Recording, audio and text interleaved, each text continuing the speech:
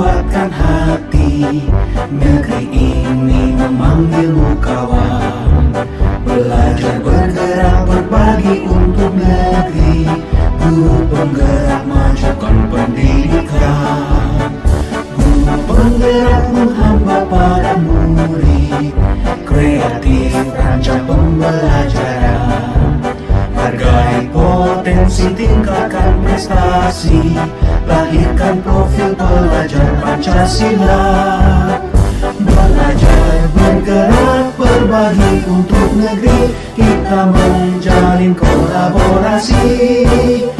Belajar bergerak berbagi untuk negeri. Demi bakti pada Ibu Pertiwi.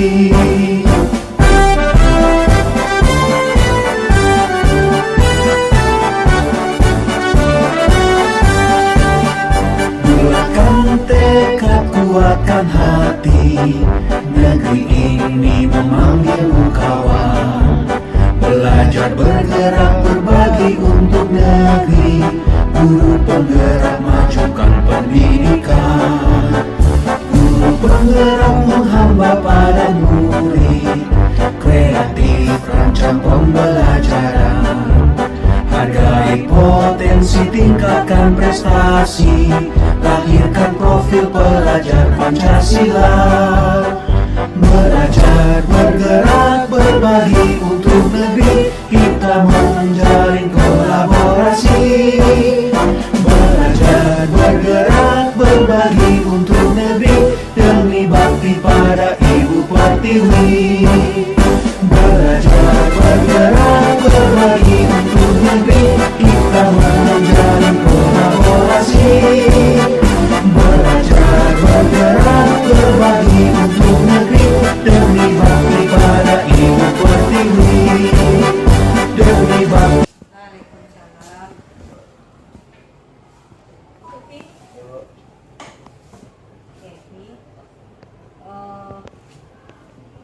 kemarin Ibu dapat laporan dari Kemenkes bersama rapat kemarin sama Walas.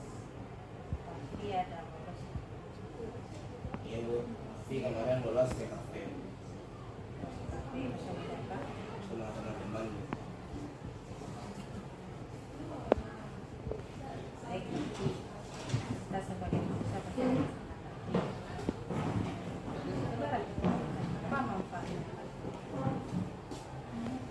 Kalau dipikir-pikir, kalau ke kafe itu nggak ada sih Bu manfaatnya. Cuman itu ngilangin rasa bosan aja sih Bu.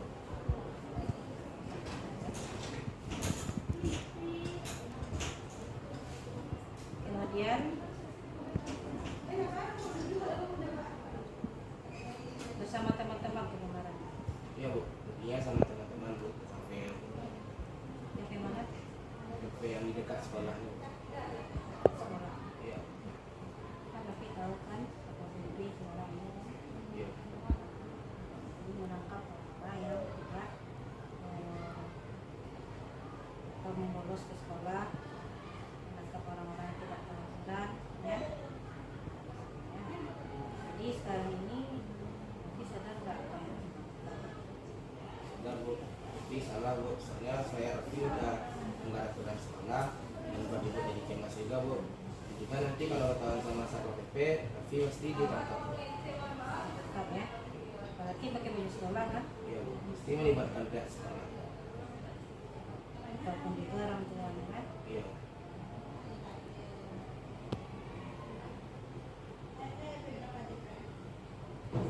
Oke.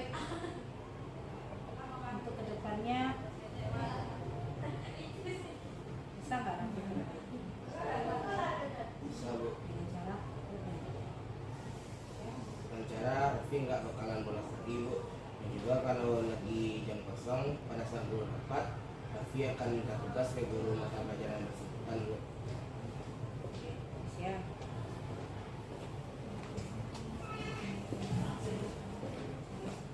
Jadi untuk kedepannya, nah seperti itu Raffi. Jadi nggak ada laki-laki yang masyarakat, walaupun nggak ada gurunya di lokal, dan gurunya Bu, kita kan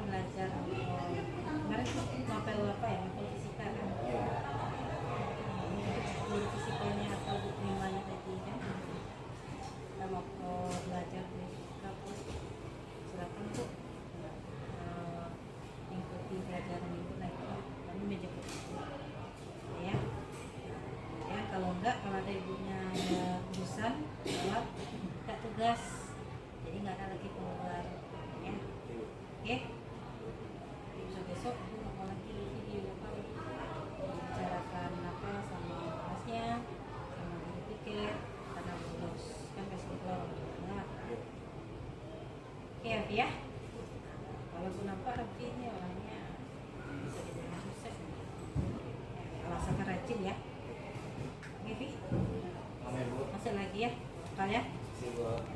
Assalamualaikum. Salam. Karena kemarin untuk menyelesaikan permasalahan kemarin itu dilakukan dengan tidak tertekan dan membuat siswa aman. Dan lagi setelah menyelesaikan masalah tersebut dicarikan solusi bagaimana untuk kedepannya. Misalnya kemarin kalau untuk bagi orang yang cabut dicarikan solusi supaya tidak cabut lagi. Dan terus kalau misalnya guru lagi rapat dan siswa jam kos itu tuh disuruh siswa untuk melakukan atau menemui guru untuk meminta tugas sesuai dengan mata pelajaran.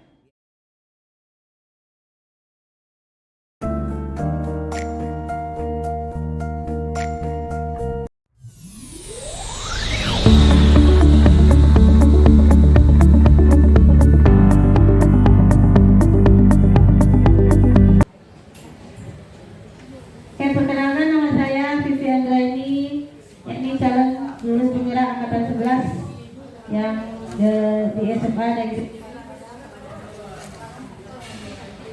Ini fasilitas saya di radio. Kemudian konsen-konsen inti, kita masuk pada konsen-konsen inti modul budaya positif. Yang pertama adalah perubahan paradigma belajar. Yang kedua adalah disiplin positif. Yang ketiga adalah kebutuhan dasar manusia. Yang keempat adalah motivasi perilaku manusia. Yang kelima posisi kontrol. Yang keenam keyakinan kelas. Yang ketujuh segitiga restitusi.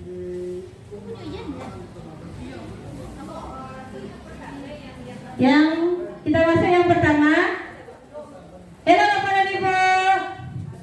Apakah masih di sini? Masih, ya. Oke, kita masuk yang pertama adalah perubahan paradigma belajar. Kita bandingkan pada pendidikan zaman kolonial Belanda dengan pendidikan pasca kemerdekaan. Pada zaman kolonial Belanda, rakyat hanya diajari cuma berhitung, menulis, membaca seadanya untuk kepentingan dia sendiri. Tetapi pada pendidikan pasca kemerdekaan, ini pendidikan berpusat pada murid untuk mencapai kebahagiaan lahir dan batin yang setinggi-tingginya sesuai zamannya. Kita lanjut. Kemudian pendidikan paradigma baru, pembelajaran yang beradaptasi pada penguatan kompetensi dan pengembangan karakter yang sesuai dengan nilai-nilai Pancasila. Pembelajaran ini memastikan praktek pembelajaran berpusat pada murid, yang mana setiap murid belajar sesuai dengan kebutuhan dan tahap perkembangannya untuk mewujudkan profil pelajar Pancasila. Jadi kita kalau mengajar, kita berpusat pada murid, bukan kita yang jadi penceramahnya. Kemudian kita masuk dulu profil pelajar Pancasila. Di sini ada beberapa poin yang dipaparkan. Yang pertama adalah beriman bertakwa kepada Tuhan Yang Maha Esa dan berakhlak mulia. Yang kedua adalah mandiri. Yang ketiga bernalar kritis. Yang keempat adalah kreatif. Yang kelima gotong royong dan berkebinekaan global.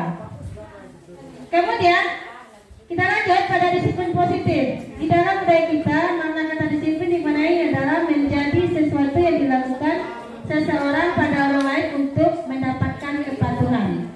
Sebagai pendidik, tujuan kita adalah menciptakan anak-anak yang memiliki disiplin diri sehingga mereka bisa berperilaku dengan mengacu pada nilai-nilai kebaikan universal dan memiliki motivasi intrinsik dan bukan ekstrinsik.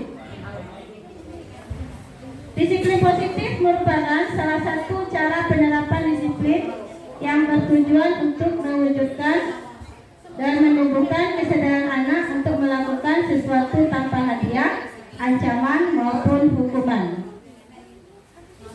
Kemudian kita masuk pada kebutuhan dasar manusia. Di sini ada 4, sebenarnya ada 5 ya. Kebutuhan dasar manusia. Yang pertama adalah bertahan hidup. Bertahan hidup ini kita wajib istilahnya memenuhi kebutuhan dasar hidup kita. Kemudian yang kedua adalah kasih sayang dan rasa terima dan kasih sayang. Di sini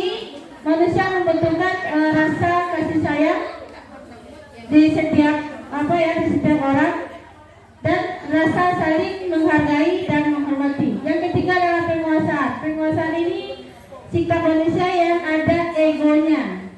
Kemudian kebebasan ini sikap manusia yang merasa dirinya itu ingin merasakan bebas, ya. Kemudian yang kesenangan, ya ini juga manusia juga membutuhkan rasa senang dalam hatinya.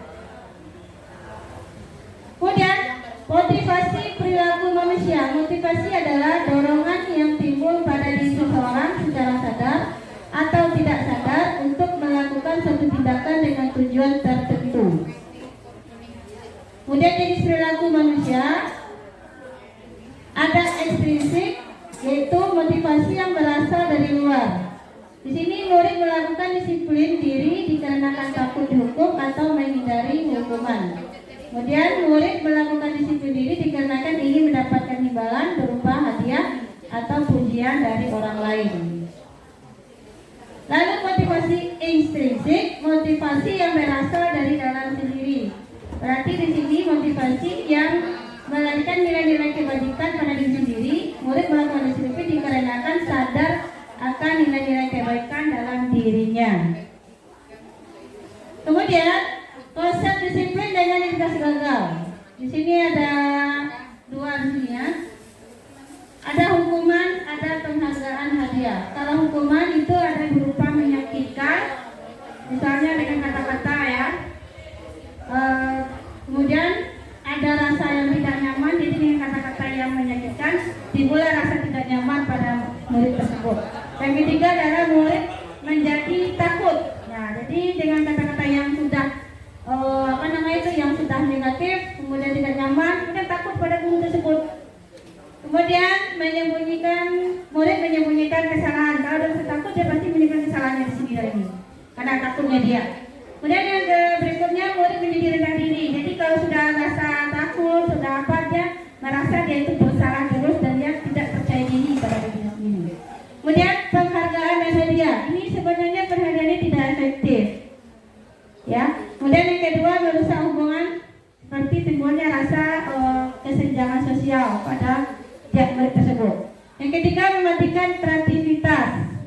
Yang keempat menghukum dengan sistem ranking. Yang kelima adalah merampas hak menghargai dirinya. Nah, itu adalah konsep disiplin dengan identitas gagal. Kemudian konsep disiplin dengan identitas sukses ada kita lakukan dengan konsekuensi dan restitusi ya. Jadi kemarin itu kita sudah melakukan kesepakatan kelas, itu ada konsekuensinya. Teman-teman saya panitia penilaian itu tiap kelas alhamdulillah sudah ada itu konsekuensinya dari kesepakatan kelasnya, dan itu sudah disetujui oleh siswa tersebut. Dan di sini konsekuensi ada yang pertama memiliki penguatan jangka pendek, yang kedua perlu monitoring berkelanjutan, jadi perlu mensurvei ya apakah anak-anak itu melakukan konsekuensinya apa tidak. Kemudian menstimulus respon murid, kemudian dalam menghormati peraturan. Yang kelima adalah kehilangan waktu. Kemudian restitusi, yang pertama adalah murid bertanggung jawab atas perilakunya. Yang kedua adalah fokus pada pemecahan masalah jangka panjang. Yang ketiga murid menghormati dirinya dan orang lain. Yang keempat adalah teori kontrol, dirinya memegang kontrol. Kemudian murid bersemangat memperbaiki kesalahan dirinya. Nah, di sini kita lihat pada konsep disiplin dengan pendekatan restitusi. Di sini sebuah cara yang menanamkan disiplin pada murid. Apa itu restitusi? Restitusi itu adalah proses menciptakan kondisi murid untuk memperbaiki kesalahan mereka sehingga mereka bisa kembali pada kelompok mereka dengan karakter yang lebih kuat. Jadi setelah dia bermasalah, lalu kita nasihati, dia tidak merasa dirinya itu merasa dirinya bersalah sehingga menimbulkan tidak percaya diri. Dengan adanya arahan kita, pembinaan kita pada proses restitusi itu, murid itu tidak merasa dia menimbulkan mentalnya, istilahnya mentalnya tidak jatuh, dan mentalnya itu menjadi lebih kuat dengan adanya suatu solusi dari pemecahan masalah dia tersebut. Kemudian ciri-ciri restitusi itu adalah menguatkan yang fokus pada solusi. Yang kedua adalah fokus pada karakter bukan tindakan. Yang ketiga adalah bukan menebus kesalahan namun belajar dari kesalahan. Yang keempat mencari kebutuhan dasar yang mendasari tindakan.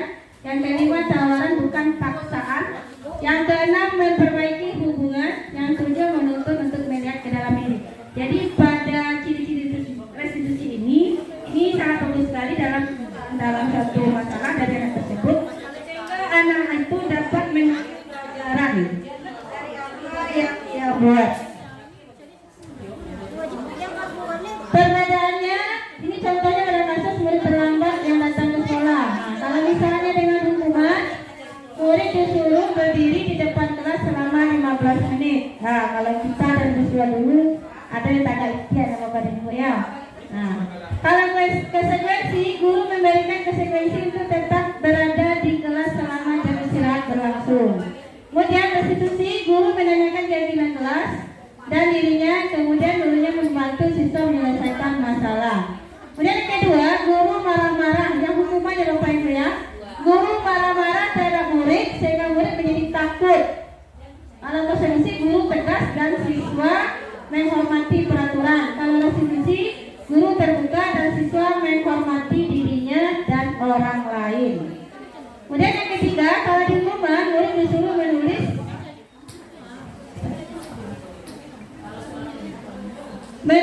saya tidak akan terlambat lagi sebanyak 100 kali.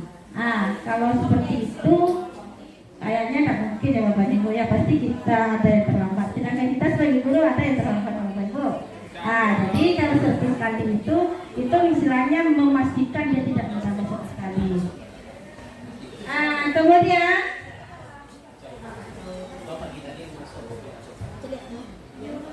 kita masuk pada materi posisi kontrol lagi. Posisi kontrol itu ada 5.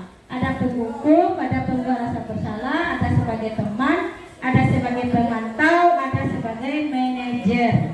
Kita lihat satu persatu. Kalau penghukum, patuhi, misalnya patuhi aturan sekolah lalu berdiri di barisan lain. Kemudian kalau pembuat rasa bersalah, berapa kali Bapak bilang atau Ibu bilang sama kamu, Ibu kecewa sama kamu. Kalau teman, ayolah yang tertib. Buat Bapak Ibu guru bangga kali ini tidak ada apa-apa yang berbuat salah. Kemudian pemantau, kamu sudah melanggar apa peraturan sekolah kita dan apa konsekuensinya. Yang terakhir manajer, apakah kamu tahu kesalahan kamu? Kira-kira bagaimana kamu akan memperbaiki kesalahan kamu ini? Jadi selama ini kita lakukan itu ada sebagai teman dan pemantau, ada juga sebagai penghukum. Jadi yang paling bagusnya itu adalah manajer.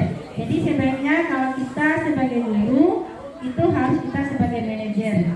Yang mana itu kita harus mencari dulu, kita berempati pada anak tersebut, lalu tanyai apa kenapa kamu terlambat, kemudian cari solusi dengan dia supaya dia tidak terlambat lagi. Kemudian keyakinan jelas, materi keyakinan jelas. Kenapa keyakinan jelas? Kenapa tidak patuhi peraturan atau tata tertib? Mengapa kita memiliki aturan memakai helm? Ini contoh ya Bapak Ibu ya. Mengapa kita memakai aturan memakai helm pada saat naik kendaraan bermotor roda 2? Mengapa kita memiliki aturan memakai sabuk pengaman pada saat kendaraan roda 4? Ini pasti ada manfaatnya aturan tersebut. Kemudian proses membuat keyakinan jelas ini ada beberapa tahap. Yang pertama, kita harus berdiskusi dulu sama murid-murid tentang peraturan kelas. Kemudian rumuskan tentang peraturan kelas, lalu peraturan kelas yang menjadikan kelas, lalu penempelan keyakinan kelas. Ini boleh ditempel pakai apa namanya itu? Stick note, boleh. Atau di print juga boleh setelah dimetik, ditempelkan di kelas. Kalau bisa bersama konsekuensinya. Kemudian kenaikan kelas ini gunanya yang pertama bertanggung jawab mengerjakan tugas piket, yang kedua adalah bersikap tenang saat pelajaran berlangsung, yang ketiga disiplin dan bersikap jujur. Yang keempat, bersikap sopan dan menghormati guru. Yang kelima, saling tolong menolong. Dan yang keenam, hidup rukun dan dengan teman. Ini contoh dari keyakinan kelas. Boleh ditambahkan oleh Bapak dan Ibu. Kemudian bagaimana pembentukan yang kelas? Yang pertama adalah lebih abstrak dari peraturan, lalu sedikit saja agar mudah diingat. Kemudian yang berupa pernyataan universal, kemudian sesuai dengan prinsip kelas, kemudian agar mudah diterapkan dibuat dalam bentuk positif, lalu semua warga kelas dilibatkan pada saat pembuatan. Kita masuk lagi segitiga restitusi. Segitiga restitusi itu ada 3 tahap. Yang pertama adalah menstabilkan identitas, yang kedua validasi tindakan yang salah, yang keempat menanyakan keyakinan. Kalau menstabilkan identitas, ini kita harus mempunyai empati kepada anak.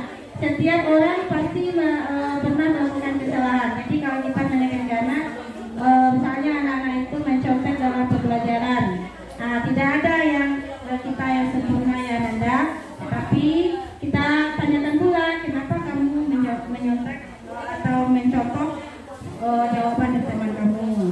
Kemudian kita tanyakan lagi apa solusinya dari kesalahan yang dia lakukan. Pasti dia akan menjawabnya.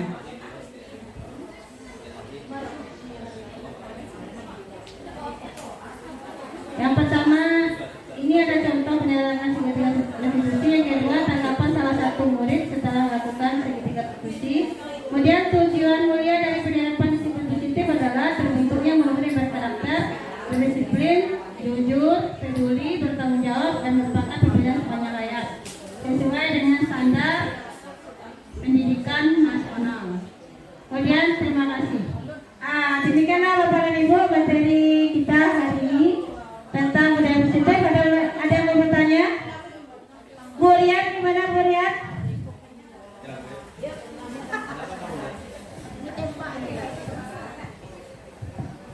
Terima kasih Bu Siti. Ini berkaitan dengan keyakinan kelas, ya. Artinya juga nanti menjadi landasan untuk keyakinan sekolah. Jadi kalau kita lihat dari konsep keyakinan ini, artinya memang disepakati oleh kedua belah pihak. Jadi bagaimana penerapan saat ini di sekolah kita, sehingga memang yang menjadi keyakinan sekolah atau sekarang namanya tertib sekolah itu memang tumbuh dari kesepakatan siswa dan juga pihak sekolah Bu Bibi. Gimana yang pertama itu kondisi sekarang, dan yang kedua bagaimana nantinya tertib memang dengan keyakinan kelas untuk menjadi keyakinan sekolah. Terima kasih Bu Bibi.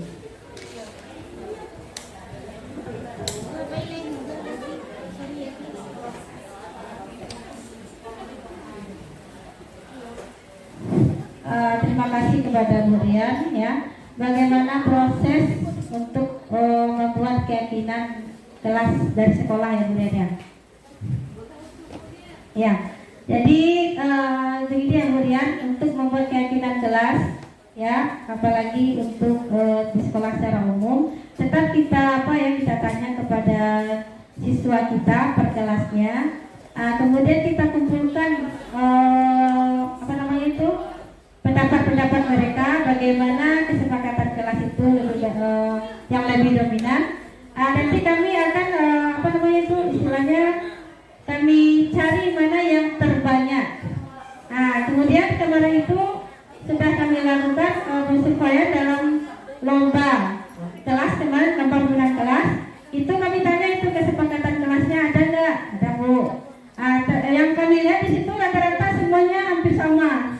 Di situ ada yang ada kisi-kisinya juga dibuatnya. Jadi rencananya emang sih kami nanti dari pihak sekolah nanti kalau misalkan seperti itu tanggapan anak-anaknya itu secara umum nanti kami bisa membuat keyakinan kelas untuk sekolah. Itu aja Bu ya. Ada lagi Bu ya? Wah, banyak ya bertanya. Terima kasih. Terima kasih. Assalamualaikum warahmatullahi wabarakatuh. Ini level yang tertinggi di sana kalau tidak salah tadi adalah dari diri sendiri, motivasi timbulnya itu dari diri sendiri. Jadi kita sebagai guru tentu menimbulkan sampai ke level yang sedemikian tentu tidak susah. Karena kita murid biasanya patuh dengan hukuman, dengan aturan level tertentu. Bagaimana kiat-kiat kita supaya murid itu patuh pada level yang tertinggi, motivasinya itu timbul dari dalam diri sendiri untuk patuh pada aturan tersebut. Terima kasih Pak.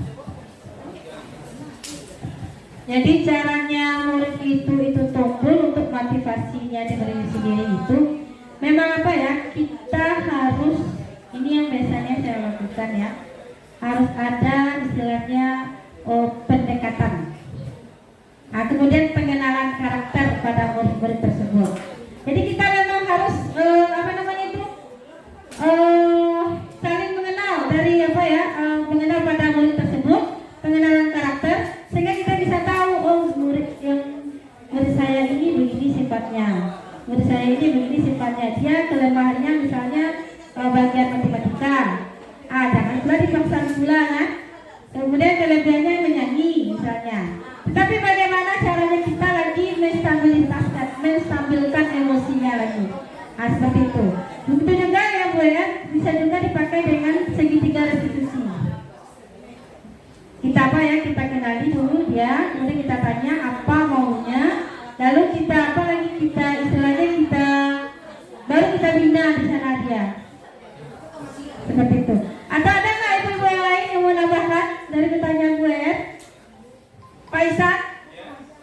Ada yang mau nambahkan? Bagaimana caranya? Tadi kata Bu ya, bagaimana caranya guru memberikan motivasi kepada anak-anak yang kurang termotivasi dalam belajar. Tadi sudah jawab. Ini ada tambahannya Pak Isan. Yang dari dalam diri, dari lubuk hati. Kita diskusi ya Bapak Ibu ya. Izin ya. Ya, izin Bapak Ibu ya. Pemaparan materi dari Bu Vivi luar biasa sekali. Saya hanya yang tepuk tangan Bapak Ibu. Nah ini yang sebagaimana sudah disampaikan oleh pemateri sebelumnya ya, kita kan ada 5 pemateri Bu hari ini di Selasa pagi belajar gitu ya. Jadi sebenarnya salah satu triknya itu dia yang segitiga restitusi tadi. Itu dia, menstabilkan, kemudian menanyakan permasalahan itu dan menimbulkan keyakinan. Jadi tanpa sadar kita dengan ada penerapan segitiga restitusi tadi, sebenarnya itu adalah modal awal untuk menumbuhkan motivasi intrinsik dari siswa. Pertama dia menyadari dulu. Pertama kita tenangkan dulu gitu ya, kita stabilkan dulu emosinya dia, karena biasanya anak kalau ada bermasalah, termasuk kita bermasalah kan biasanya kita belum stabil. Nah bagaimana kalimat-kalimat menstabilkan ini gitu ya? Misalnya seperti tadi, misalnya anak datang terlambat. Ananda datang terlambat. Ya kenapa terlambat? Kita dengarkan Bapak Ibu, kita dengarkan apa alasan mereka terlambat. Dengan kita mendengarkan saja itu anak itu luar biasa. Ternyata saya didengar loh oleh gurunya gitu. Nah setelah anak itu kita dengarkan, baru kita tanya lagi. Nah kira-kira ini keyakinan kelas kita udah sesuai enggak? Nah sebenarnya anak itu kan dia tahu kalau dia salah. Hanya saja dia butuh alasan untuk menyampaikan. Nah setelah dia memahami kalau itu kesalahannya dia, baru kita munculkan motivasi intrinsik tadi. Nah kira-kira di saat kamu sudah tahu ini kesalahan, besok pasti Anda tidak akan mau mengulangi lagi kan, tentu dia akan menjawab iya. Nah apa solusi? Nah berarti solusi itu kan sudah mulai dari dirinya. Jadi kalau menurut saya salah satu triknya menimbulkan motivasi intrinsik itu adalah dengan menerapkan segitiga restitusi. Demikian Bu Vivi, terima kasih. Assalamualaikum warahmatullahi wabarakatuh. Waalaikumsalam warahmatullahi wabarakatuh. Terima kasih Pak Isan ya, telah membantu jawabannya. Betul sekali, dengan menerapkan segitiga restitusi. Bu Nani gimana?